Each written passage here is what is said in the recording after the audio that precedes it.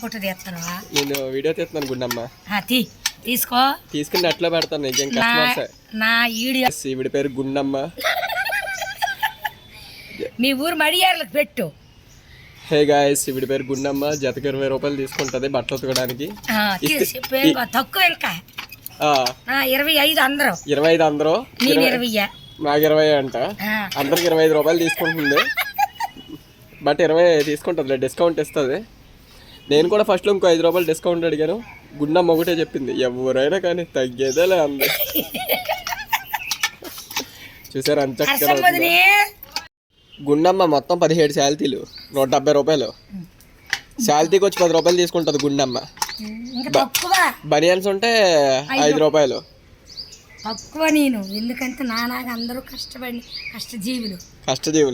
అవును, మామూలుగా ఉండదు. ఇంకో విషయం చెప్పాలంటే గుండమ్మ ఈ గోడెక్కేస్తారు తెలుసా. ఇది ఇక్కడ నుంచి ఎక్కేసింది నన్ను గోడ.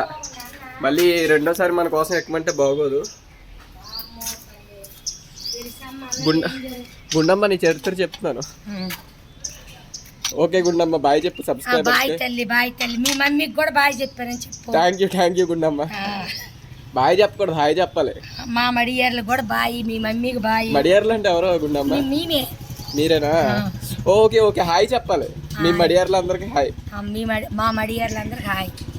Okay thank you Gundamma. Thank you. కానీ రేపు రాయమ్మా. ఓకే.